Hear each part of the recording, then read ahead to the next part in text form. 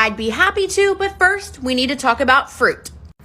Each of these bras has the same cup size. Now I know you're asking me, how can that be, Brittany? The smallest one holds a lemon, the largest one holds a grapefruit.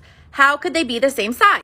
Bras are made up of two things, the cup letter and the band size. Okay, if you notice, the bands in all of these bras are different.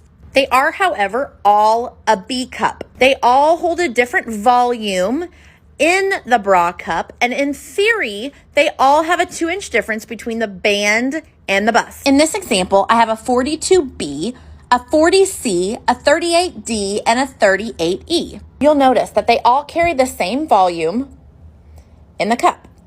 The only thing that is different is the band. So a 42B and a 40C are sister sizes.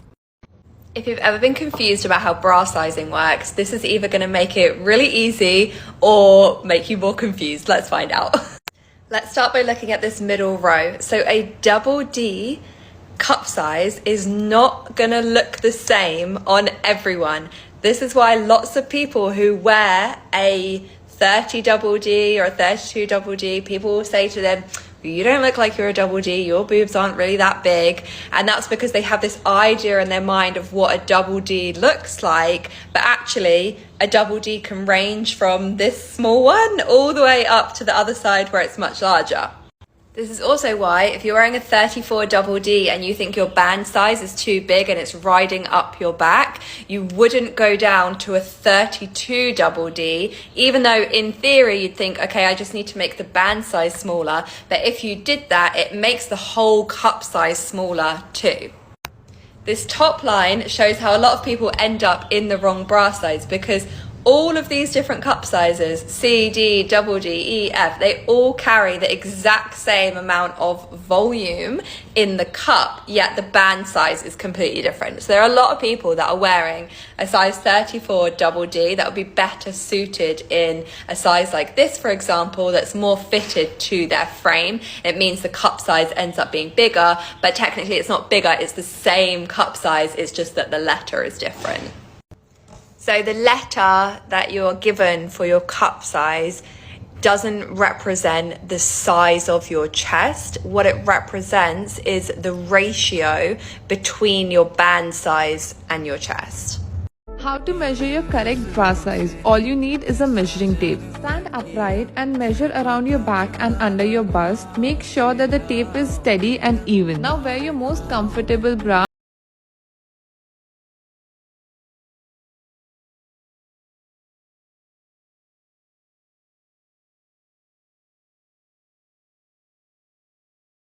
A B or a C cup bigger? I love this actual Google question, and you might actually be surprised by the answer. Sometimes I take it for granted that I know so much about bra sizing and fit, and that's because I've been fitting folks since 2005. But the thing is, we don't actually learn this in school, and most people are just guessing or Googling. So here's the answer along with some more information. So bras usually use the alphabet for cup sizes, and traditionally speaking, they go A, which is the smaller size, and then B is 1 cup size bigger, and then C is a size bigger than that, and so forth and so on. So in the basic sense, yeah, C is bigger than B.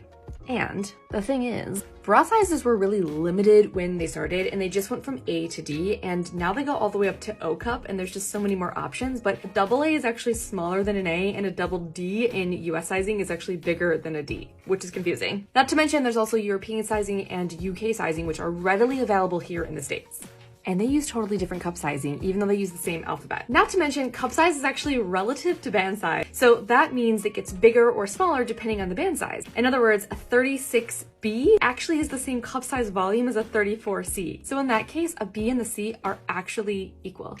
Okay, I know this can be confusing, but the thing is, I teach this all the time, and once you know the basics about this thing that you put on your body every single day, it's actually really easy, and it can actually be kind of fun to go bra shopping and support yourself. So follow along if you need some support, and of course, go to that link in my bio if you have more questions, and even check out my course on this very topic. Watch how a period cup works. The cup will seal and collect blood. The right cup for you should be undetectable inside and comfortable. Pinch the cup to break the suction and remove. Keep it upright and remove over a toilet. It's usually not messy at all. Any questions?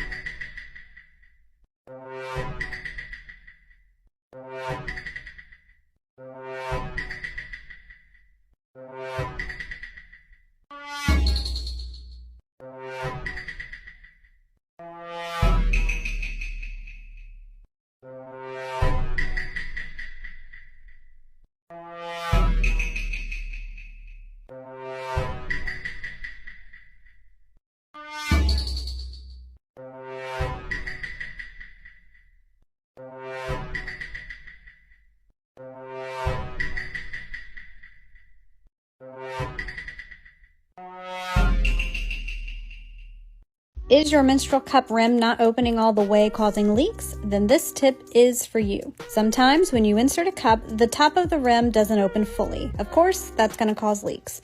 What you can do is first determine if the rim is in fact not all the way open by reaching inside and feeling for any dents. If this is the case, you can just push against your vaginal wall to give the rim space to open. This is going to let it seal and result in no leaks. Watch me insert the Sunny cup. First, I do a punch down fold similar to other menstrual cups, and I take the excess material and fold it over itself. This makes it the size of a tampon, so I can easily put it into the Sunny applicator. And I take my pusher and also insert it as well. And voila, simple as that, your Sunny cup is ready to be inserted just like a tampon. And the applicator actually helps form the seal.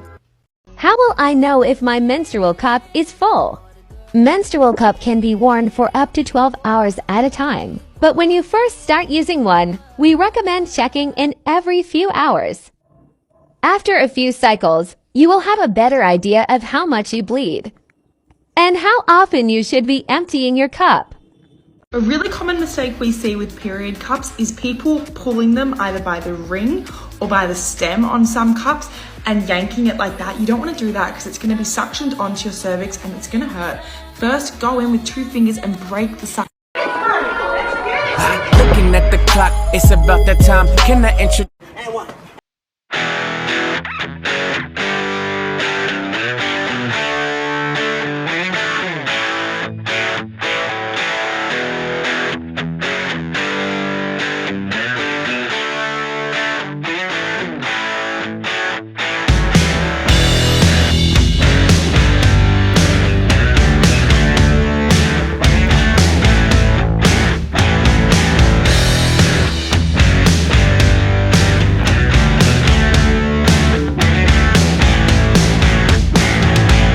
How to know if someone has good or bad intentions works every time.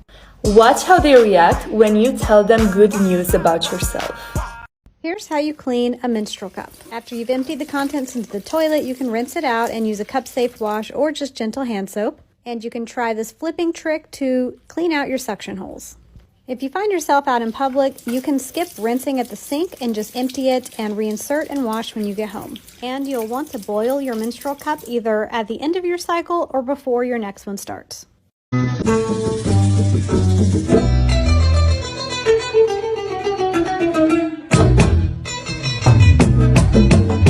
Worried about your cup running over? It can be hard to tell when it's time to remove and empty your menstrual cup because we can't see inside our bodies. You can safely wear a cup for up to 12 hours, but if you have a heavier period, you might find yourself needing to empty more often. If you're brand new to cups, try to remove it within the first 2 to 4 hours after inserting it. The heavier your periods tend to be, the earlier you want to check. If the cup is hardly full, that's great. You have hours more of wear time. If it's almost full, you know you should be emptying frequently. Some people can even feel a bubbling sensation, which means it's about to overflow. If you do wait to empty your cup when it's really full, when you break the seal, it can spill a little bit more than it would if it were halfway empty. This is actually way more messier than it would be in your body because it's open and you'll be over a toilet. After a few cycles, you'll understand how often you should empty your cup for each day. And remember, every person is different. Some people are God's favorite and get the full 12 hours, and others are removing every 2 to 3 hours on their heaviest days. And quantifying how much you bleed may help you with your care provider.